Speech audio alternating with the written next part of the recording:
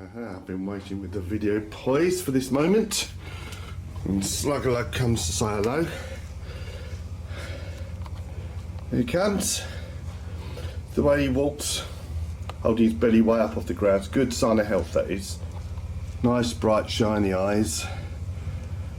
And the skin nice and dry. Clear nostrils, no mucus or anything like that. Mouth closed. Nice tough shell. He's going to try and climb up and he's going to come in. He's looking to come indoors, I think. Yeah. Those plates on the back of his shell are known as scoots, and they should all be nicely linking in together, as they are in his case. No soft spots or wide gaps between them, that type of thing. And the shell shouldn't look like it might have any shell rot, no mites or ticks or anything like that. This is actually how I got the pic of him reading the menu. I just put the menu down in front of him. See? All clever stuff. Right, he's almost there now. Right. Walks with purpose. When he's on a mission, nothing much will distract him, and that's another sign that he's healthy, happy, pretty content, you know. So, here he is.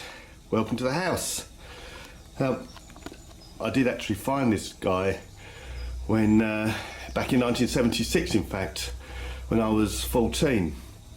And I used to go out looking for nature. I was always on rambles and always fascinated by reptiles. And I come across him, and he'd obviously been escaped from somewhere. And I knew he wouldn't survive. And so I brought him home for that reason.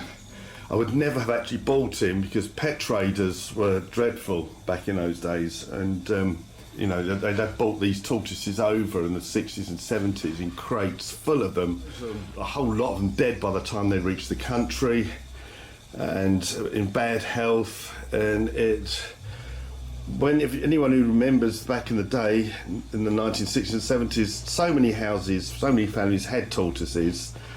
And they're all called Fred, and they all had Fred painted on the side of their shells, or sometimes, just about here, they should drill a little hole in the shell. Reason being was they tied a bit of string around it, and then tied the other bit of string to a pole or some other attachment, and so the tortoise would have a bit of freedom, but when he got to the end of his tether, as it were, that was as far as he could go. But as you can see with Slugalug, he is very keen on people. I just come and sit at my feet. And this is probably a mistake on my part, which I'll take responsibility for. But, you know, was it 46 years that I've had him? He's become very attached to me and the people that people in general. When we have a tea party or something out in the garden, for instance, he always likes to come and sit with us. And so I would love to take him back, to let him go somewhere in southern Europe or North Africa, where he originally came from, and give him his freedom back. But the moment he heard people's voices and human habitation, he'd make straight for it. And as we all know, not all people are nice. So I think actually that's the only bit of inspecting he wants to do after all that. So what we'll do now is we'll go out and have a quick look at his hutch. Right, so we'll conclude by showing you his little abode. This is where he spends the evenings, sleeps, watches telly, has his mates around, that type of thing. I'll be taking the camera in there at some point, and we'll take some photos of the different rooms he has, his bedroom, study, the grand hallway, and of course the grand staircase, that type of thing. But for the time being, I think we're about done. So we'll conclude. What's this? What is this? Slugalug. How many more times I've got to tell you that when you borrow my CDs, I want you to put them back in the case when you're finished? Where are you? Don't you run away.